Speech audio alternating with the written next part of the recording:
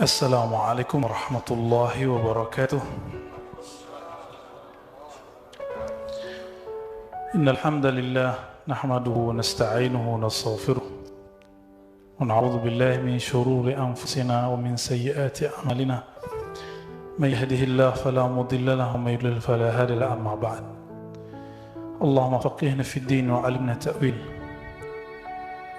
وأخرجنا يا ربنا من ظلمات الوهم والجهل للمعرفة والعلم آمين رب العالمين. Bapak, Ibu, Saudara, ikhwan akhwat fillah, mohon maaf masbuk ya. Kita masuk ke tokoh bernama Imam Abu Muhammad Abdullah bin Muhammad Al-Murta'ish. Sebelumnya mari kita baca surah Al-Fatihah supaya Allah membuka kalbu dan pikiran kita. Al-Fatihah. A'udzubillahi minasyaitonir rajim.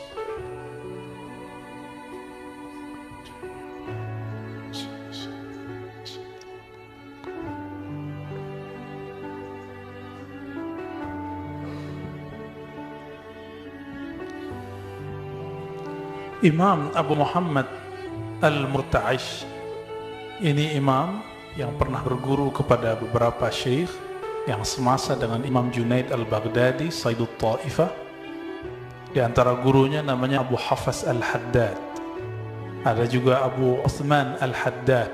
Dari dulu sudah ada yang disebut Al-Haddad. Tapi Al-Haddad di sini ada yang Haddad ahli besi, ada yang Haddad Sayyid, zuriat Rasulullah sallallahu alaihi wasallam. Dan disebutkan bahwa laqiya Junaid wa sahibah. Dia pernah bertemu Imam Junaid, bahkan menjadi murid. Sahibah dalam bahasa Arab, sohbah artinya berguru. Bersohbah artinya berguru. Imam ini bukan orang Baghdad, karena orang Saudi. Dulu nggak ada Saudi ya. Bukan orang Mesir, tapi orang Persia dari kota Naisabur, satu kota dengan Imam Muslim. Imam Muslim namanya Muslim ibnul Hajjaj An-Naisaburi. Dan beliau juga bernama Abu Muhammad Al-Murta'ish An-Naisaburi. Beliau juga kemudian hijrah. Jadi dari dulu orang-orang itu merantau. Kemana beliau merantau? Ke Baghdad. Sehingga Imam Abu Abdullah Ar-Razi mengatakan, kana masyayikhul Iraq yaqulun ajaibu Baghdad fi tasawuf salas. Dulu ulama-ulama qalbu yang kita sebut ulama tasawuf di Irak mengatakan yang pakar ilmu ini di Baghdad hanya 3 orang di masanya setelah Imam Junaid wafat. Siapa saja? Yang pertama, orang yang bulan lalu kita bahas, Imam Ash-Shibli wa isyaratuhu. Imam Shibli dengan isyarat-isyarat uniknya. Lalu wa nukatul Murta'ish, dan komentar-komentar dari Imam Al-Murta'ish yang kita sebut barusan, wa hikayat Ja'far Al-Khuldi, dan hikayat cerita kisah-kisah Imam Ja'far Al-Khuldi. Imam yang ketiga dan kedua ini kurang populer. Yang lebih populer adalah Ash-Shibli. Kenapa? Karena Imam Shibli pernah berinteraksi dengan sufi kontroversial namanya Al-Hallaj. Pernah dengar ya? Hallaj yang wafat 309 Hijriah di tiang gantungan. Kenapa? Karena dia dituduh mengatakan haji cukup di rumah, tapi ternyata dia tidak pernah mengatakan itu. Lalu dia dituduh oleh orang-orang setelahnya dengan sufi batini, sufi kebatinan. Kenapa? Karena dia mengajarkan hulul, Allah berpindah ke dalam hamba. Tapi semua itu tidak benar. Saya sudah buktikan, ternyata itu cuma tuduhan. Betul ada, tapi bukan dia, tapi Syiah Ghulat. Kelompok Syiah yang Ghulat, yang Syiah Imamiyah sendiri mengkafirkan mereka.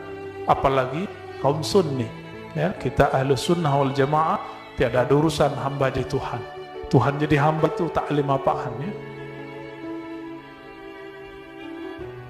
Beliau meninggal di Baghdad tahun 328 Hijriah, berarti 4 tahun setelah Imam Abul Hasan al-Asy'ari. Jadi ini zaman kegemilangan. Muncul Imam Aqidah Abul Hasan Asy'ari, Tahawi, Abu Mansur al-Maturidi. Juga muncul Imam Ibn Surayj dalam ilmu fiqh. Dalam ilmu qalbu muncullah Imam Shibli, Imam Ja'far al-Khuldi, kemudian Imam ini, Imam Abu Muhammad al-Murta'ish. Apa petuah-petuah beliau? Di kitab matannya tidak disebutkan, tapi dalam hasyiah yang saya pegang disebutkan. Salah satu kalimat beliau yang betul-betul kena buat saya, nggak tahu kalau buat antum ya. Apa kata beliau? Sukunul qalbi ila ghairil maula ta'jilu aqubatin minallahi tabaraka ta'ala fid dunya.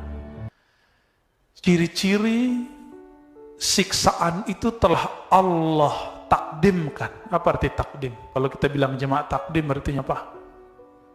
Dimajukan. Ciri-ciri jika siksaan uqubah, siksaan Allah Ta'ala Allah majukan di dunia, apa itu? Sukunul qalbi ila ghairil maula.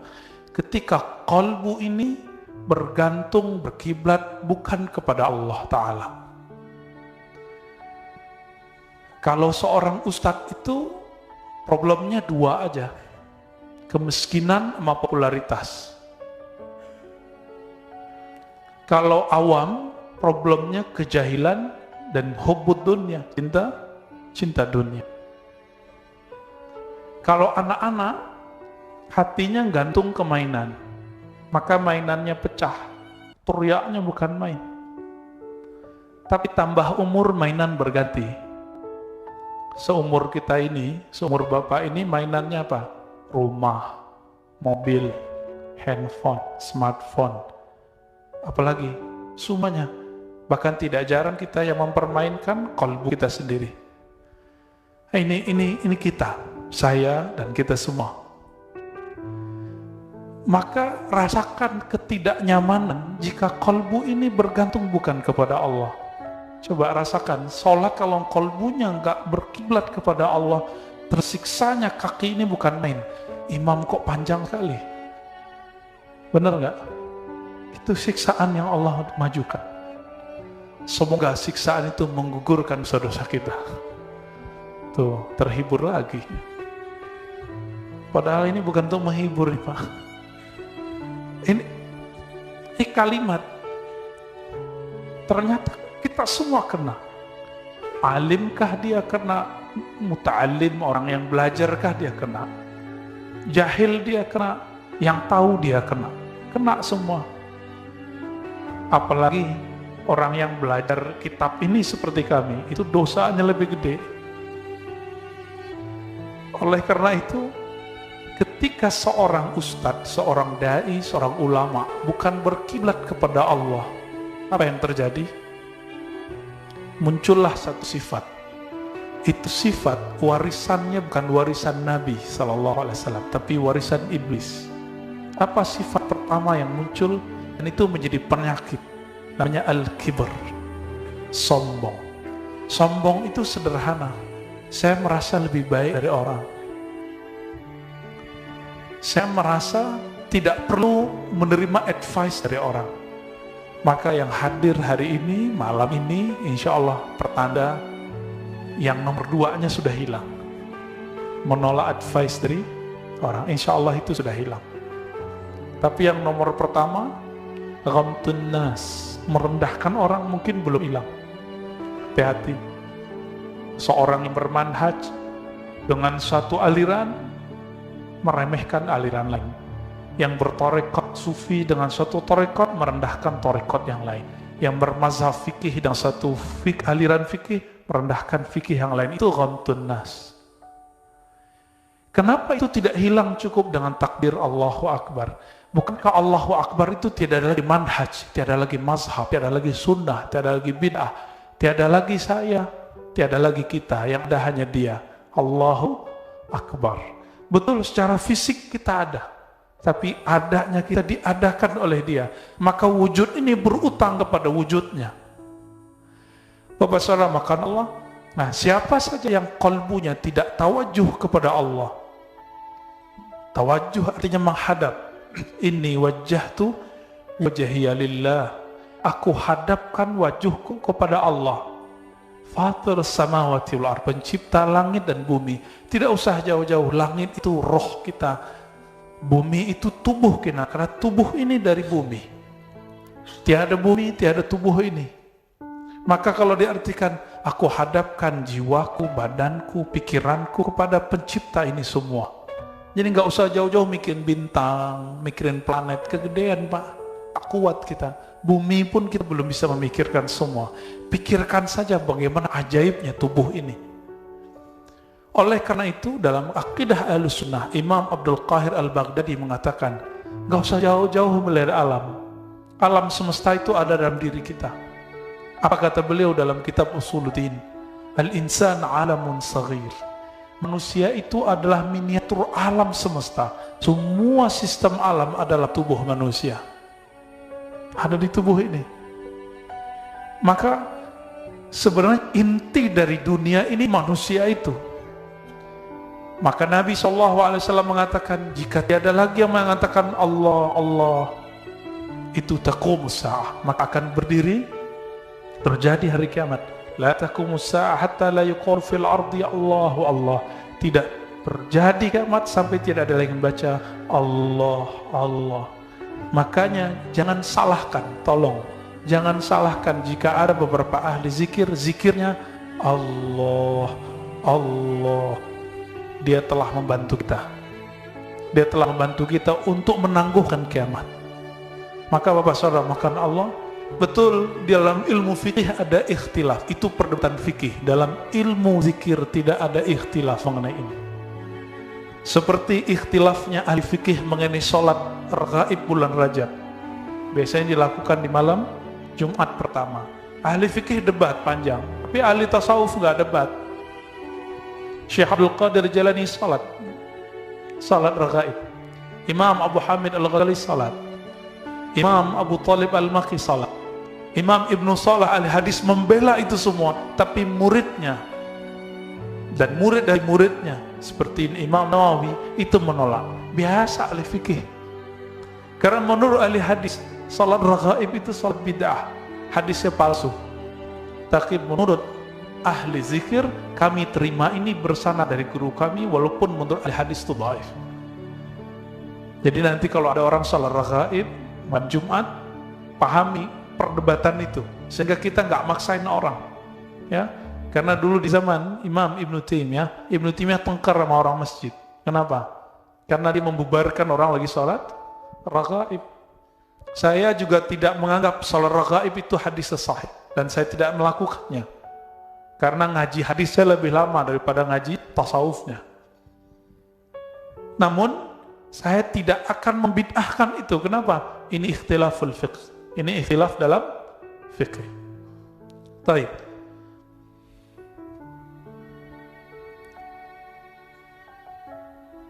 Suatu kali datang seseorang kepada beliau bertanya mengenai apakah amal paling tinggi.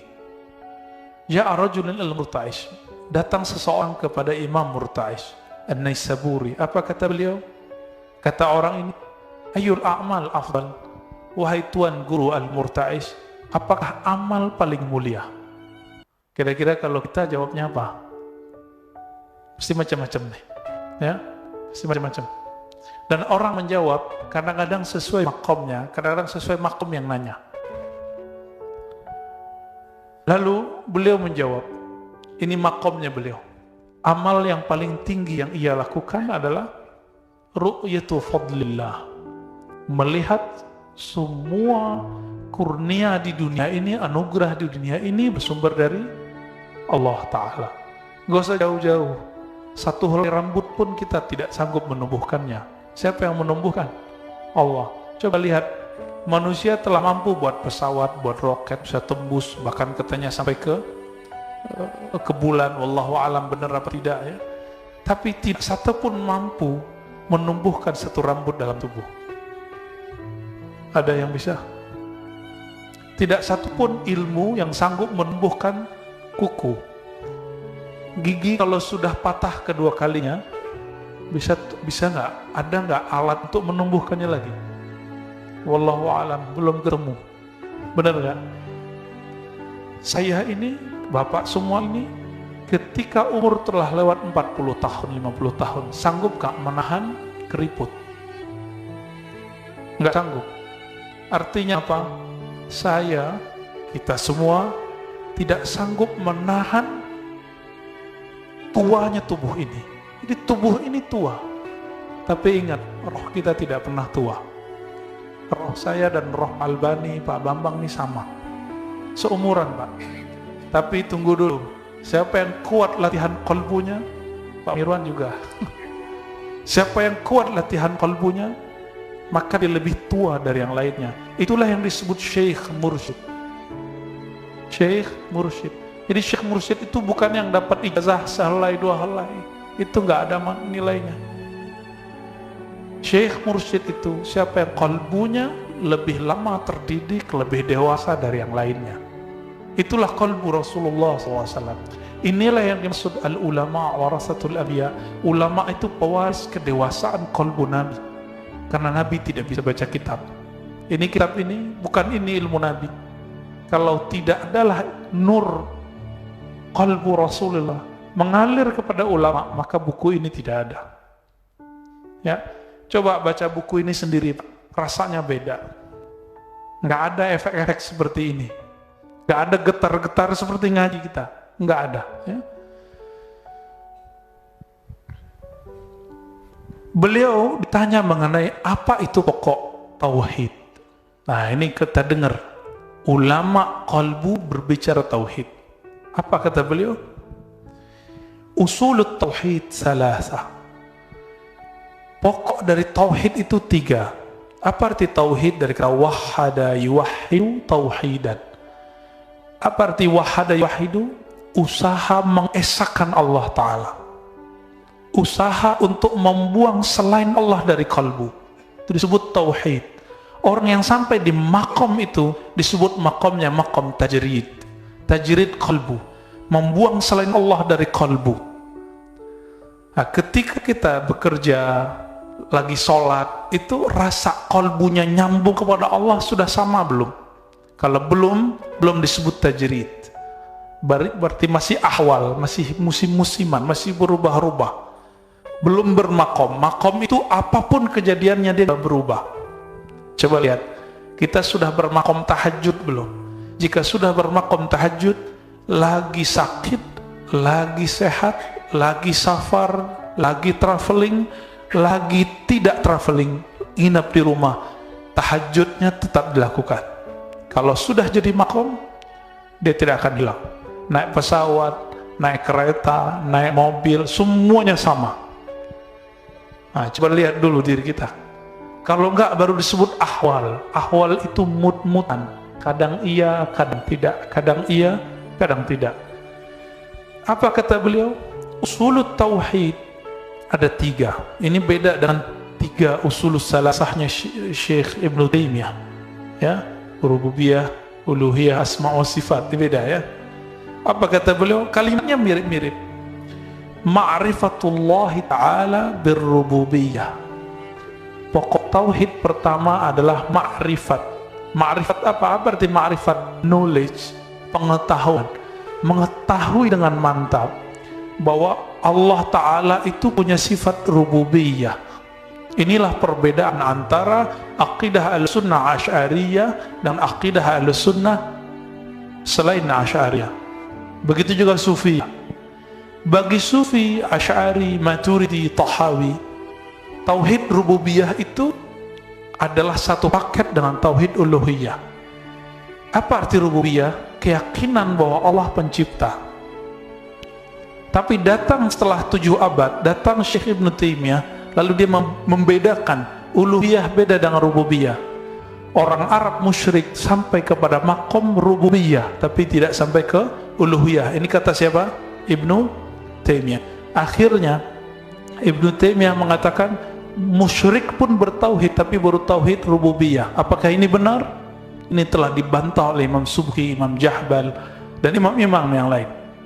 Dan Al-Quran sendiri menjelaskan tidak seperti itu. Contoh, nggak usah jauh-jauh. Oleh Ibnu Taimiyah mengatakan bahwa Allah pencipta tidak cukup. Allah pencipta harus disembah. Ya, itu kalimat yang berulang-ulang. Bagi kita, pencipta ya wajib disembah. Maka rububiyah pasti uluhiyah. Dan ini terlihat dari surah Al-Baqarah, surat Al-Fatihah, surat-surat lain. Yang paling gampang Al-Fatihah. Pembuka Al-Fatihah, Alhamdulillahi Rabbil Alamin. Kenapa Allah tidak sebut Alhamdulillahi Ilahil Alamin? Ilah, uluhiyah. Tapi kena sebut Rabb, rububiyah. Kenapa? Karena rububiyah itu paling tinggi. Karena rububiyah itu sepaket dengan uluhiyah. Orang kalau telah yakin ya Allah penciptanya, otomatis kolbunya menuntut dia untuk menyembah Allah Ta'ala. Maka di Quran kalimatnya sembahlah Rabb kamu. Ya ayyuhannas wa'budu rabbakum, wahai manusia sembahlah Rabb kamu. Surah Al-Baqarah. Maka tauhid rububiyah, tauhid uluhiyah satukan.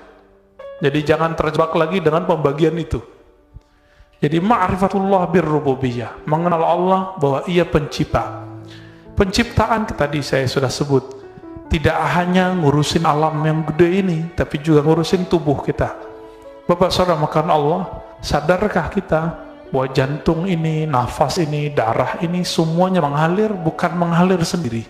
Pasti ada yang ngalirin.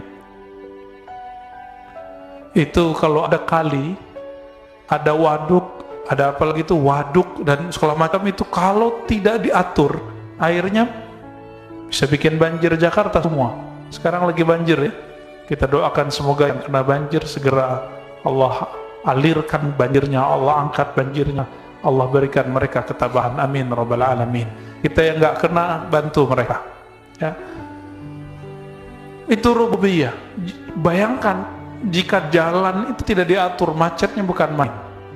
Kalau Allah telah berlepas tangan 1 senti saja di kepala ini, yang terjadi stroke. Bener nggak? Dan itu parah Pak. Sedikit saja di kepala, nanti tangannya nggak bisa gerak. Itu makna dari Rabbul Alamin.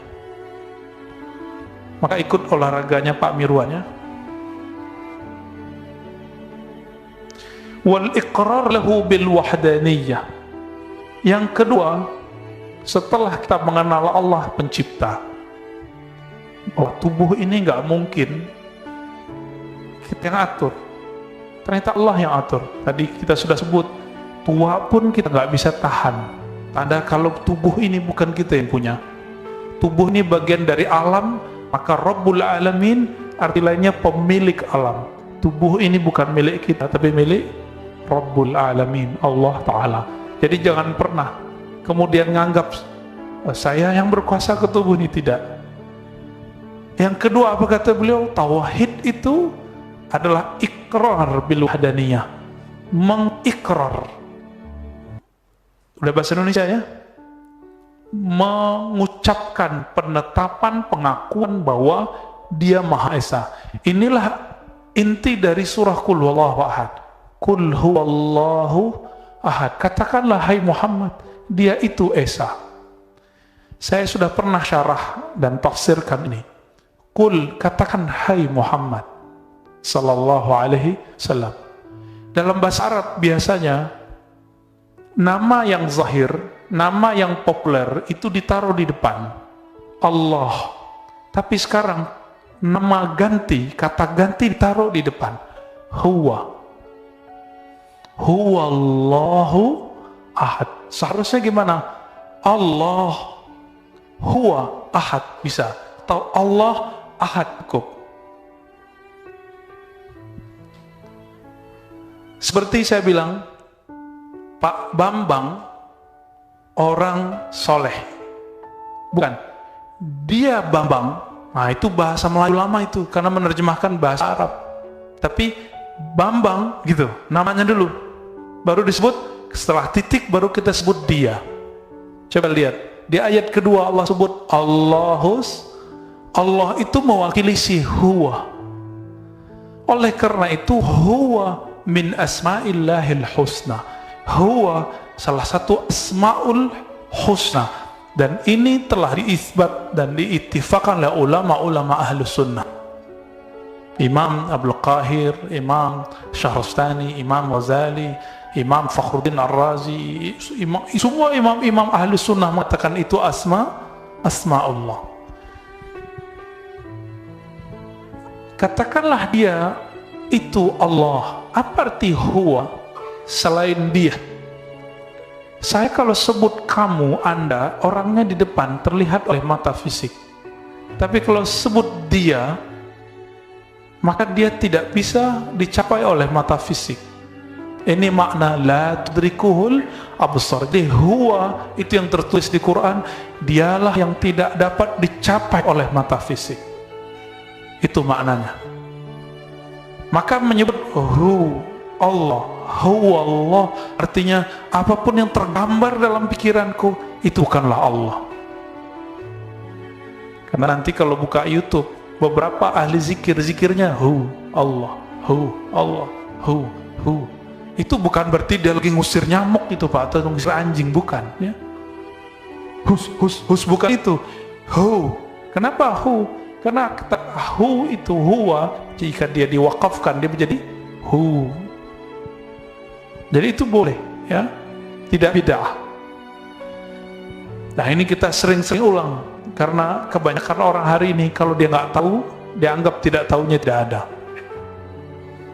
Namun saya jarang zikir begitu. Saya lebih senang zikir la ilaha illallah atau Allahus samad, Allahus samad, ya latif, ya latif. Saya lebih suka zikir begitu. Dan yang ketiga, usul tauhid, pokok tauhid adalah nafyul andadi anhu jumlatan. Menegasikan, menolak tandingan-tandingan dari Allah Ta'ala jumlatan, secara total. Maksudnya sederhana, ketika kita sholat, apapun yang terbayang buang dengan kalimah Allahu Akbar. Selama masih terbersit yang lain selain Allah dalam zikir kita, dalam sholat kita, dalam baca Quran kita, ini belum tauhidnya, masih teori.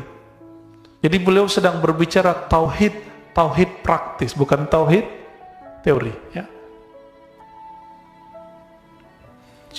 Dan beliau juga ditanya setelah melihat keutamaan anugerah Allah, apalagi amalan yang paling afdal, lalu beliau mengatakan al-tasihul ubudiyah alal musyahadah. Amal paling tinggi itu adalah ketika kamu berusaha membersihkan, meluruskan ibadahmu bil musyahadah. Apa itu musyahadah? Berusaha merasa melihat Allah Ta'ala.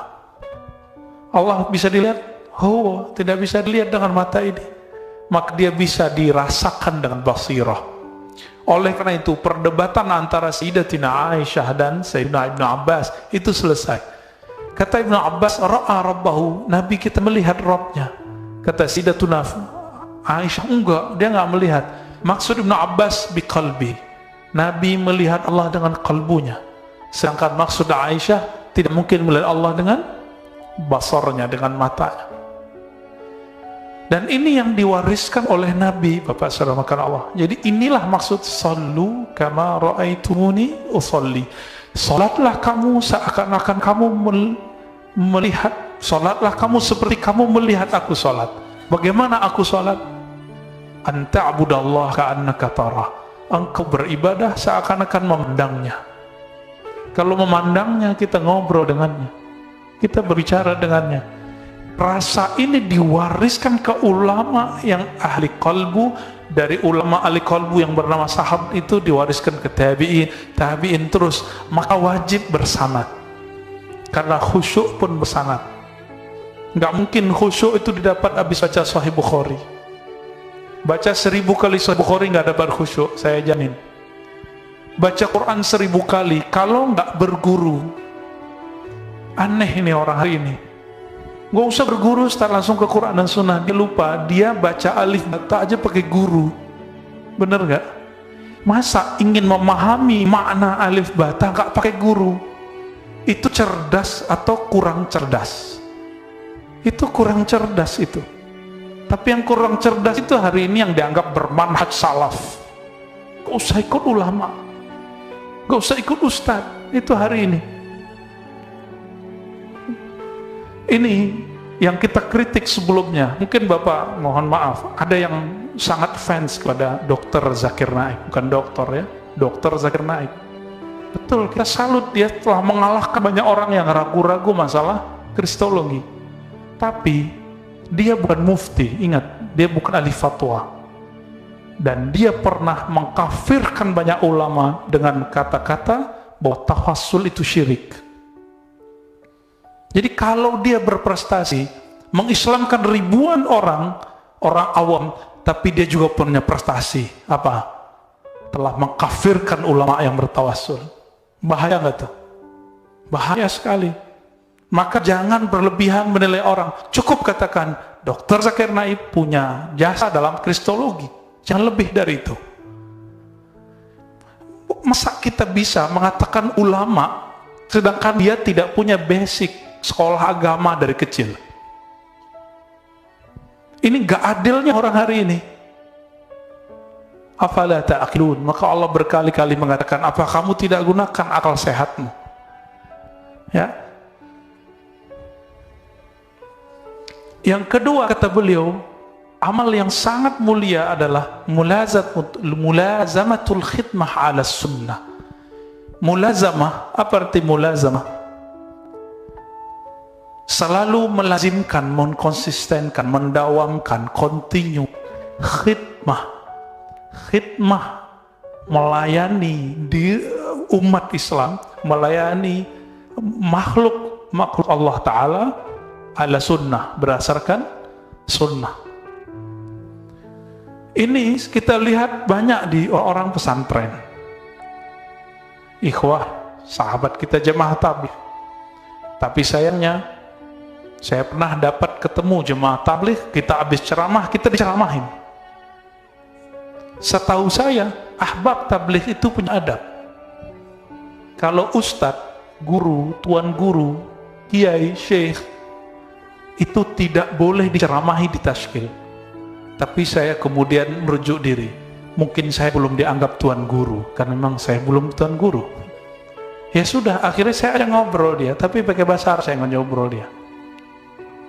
Habis itu apa yang terjadi? Dia panggil teman-temannya semua, ayo kamu sini. Dia mau kepung saya untuk mentaskil. Apa yang terjadi setelah itu? Saya dibentak oleh salah satu preman di belakang yang baru tobat. Kamu nih, sok alim. Saya datangin Pak. Dia kira saya mau mukul dia, tangannya udah naik, tapi tangannya saya ambil, saya salamin. Habis itu kita bilang assalamualaikum, saya pergi. Setelah itu, mohon maaf saya nggak mau lagi ngisi di situ. Kenapa? Untuk apa kita datang di tempat yang mereka tidak menghormati kitab yang saya bawa? Nggak usah hormati saya, hormati saja kitabnya. Maka pada ahbab tabligh, ana uhibbukum fillah. Saya mencintai antum semua, dan saya pernah khuruj, dan saya punya sahabat-sahabat yang khuruj. Tapi yang lagi ngejos, hati-hati, adabmu dijaga. Karena al-ilmu ghayatuha al-adab. Ilmu ghayatuhu al-adab. Ilmu itu puncaknya adab. Kalau nggak punya adab, itu bukan orang alim. Ini yang disebut oleh Ali karamallahu wajah. Apa kata beliau? La yakunul alimu aliman hatta ya'mal bi ilmi. Orang alim itu nggak disebut bermakom alim. Cukup dia disebut cendekiawan, tapi dia belum bermakom alim. Kenapa? Dia belum beramal. Maka orang yang disebut alim itu yang mengamalkan apa yang dia buat. Bapak saudara, makan Allah. Nah ini terjadi ya. Itu tadi jemaah tabligh yang sudah dididik loh. Bagaimana yang belum dididik? Datang jemaah awam ke rumah bilang apa? Ustaz, saya mau mendebat Ustaz. Saya tanya, jurusan kamu apa? Jurusannya umum. Mau debat kita? Ya, seharusnya bahasanya bukan begitu. Ustaz, saya mau nanya, kan gitu seharusnya. Hati-hati, adab yang sedikit itu loh.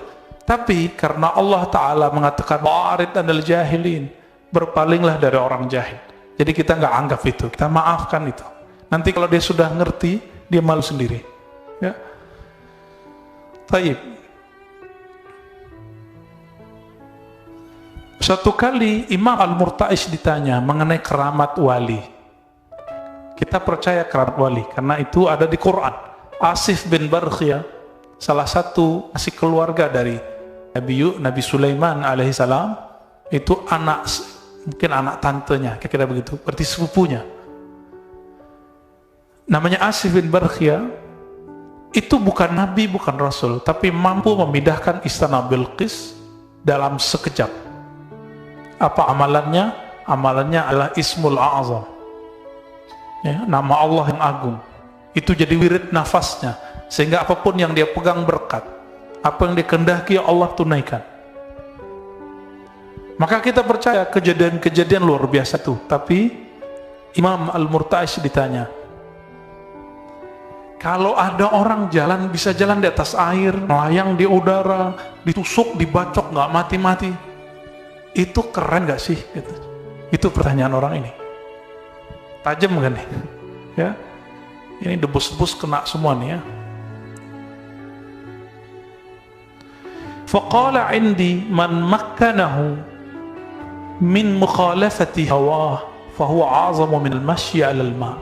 Kata beliau, bagiku, kata Imam Murta'ish, orang yang Allah mahkamkan dia, Allah istiqamahkan dia dalam keadaan mampu mengalahkan, menyelisihi, melawan hawa nafsunya seumur hidupnya, itu lebih keren, lebih hebat, lebih dahsyat, lebih keramat, lebih sakti daripada orang yang berjalan di atas air. Maka batal semua pak keramat kita. Baru keluar ada yang bening dikit, maka sudah hilang keramatnya. Itu saya ya, bukan bapak ya. Bener gak? Ada aib orang dikit, lidah ini gak tahan untuk ngomongnya. Itu juga saya ya, bukan bapak juga ya. Telinga ini dengar suara musik dikit, langsung mau dengerin. Padahal ada kitabullah yang lebih indah. Kira-kira seperti itu. Maka keramat kita batal semua. Kenapa batal semua? Karena keramat yang tertinggi adalah al-istiqamah ala mukhalafatil hawa. Istiqamah, keteguhan dalam menyalahi hawa nafsu. Salah satu hawa nafsu orang yang baru hijrah, baru ngaji adalah tidak suka berdebat. Kalau mampu tidak suka berdebat, nanti akan cepat proses hijrahnya. Tapi kalau suka debat, orang yang suka debat itu akan punya satu penyakit kolbu, namanya qaswah. Kolbunya keras. Kerasnya lebih keras dari batu. Maka saksikan orang-orang yang keras hati ini. Jika ada ustadz yang tidak sepaham dia nggak mau datang. Jika ada orang yang tidak sepaham dengan dia nggak mau sapa. Lalu bawa-bawa agama, menyapa ahli bid'ah sama dengan bid'ah, haram.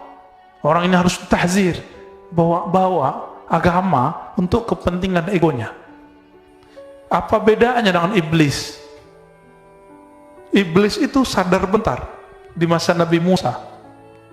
Jadi dari Nabi Adam sampai Nabi Musa baru sadar dia. Jadi pernah sadar sekali Pak. Apa kata iblis? Ya Musa, aku pikir-pikir, kayaknya aku pengen tobat. Ini kata iblis. Musa akan cerdas, Bani Israel. Apa kata Nabi Musa? Kamu mau tobat? Iya, tunjukin aku caranya. Sini aku bawa. Di bagian sana itu ada kuburan kakekku Nabi Adam. Tolong sujud hormati dia. Merinding iblis. Apa kata iblis? Hei, Mus, gak panggil Musa lagi ya. Dia hidup pun aku tidak mau sujud. Apalagi udah jadi tanah. Padahal Nabi tidak pernah dimakan oleh tanah. Begitu. Tambah keras. Nah, siapa yang punya karakter begitu? Dia bukan pewaris Nabi, bukan ulama pewaris Nabi, tapi ubaru, pewaris iblis. Maka coba hari ini latihan. Apa latihannya? Coba terima nasihat orang yang beda paham dengan kita. Coba sekarang dengarkan kritik orang yang membenci kita. Antum sanggup itu terbebas dari sifat iblisiyah. Maka indikasinya berikutnya, jika dia hujat, dia tidak sakit hati. Jika dia dipuji, dia tidak besar hati. Kalau sudah sampai begitu, orang ini sudah disebut wusul. Dia telah sampai ke makom yang tenang. La khaufun alaihim walahum yahzanun. Wala yakhafuna lawmata laim. Gak ada rasa takut, gak ada rasa hirau, tidak takut terhadap hujatan orang-orang yang menghujat. Apalagi pujian orang yang memuji.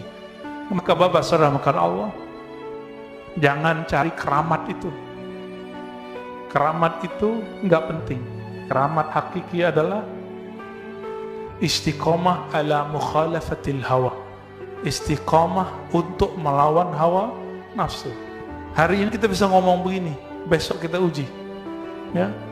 Tidak hanya Bapak, saya juga saya diuji tiap hari, Bapak diuji tiap hari, kita diuji tiap hari. Sanggup atau tidak? Yang telah berlalu sudah. Yang telah berlalu gak usah pikirkan lagi. Karena ciri-ciri orang diterima taubatnya, dia bisa move on, dia bisa lupakan masa lalunya.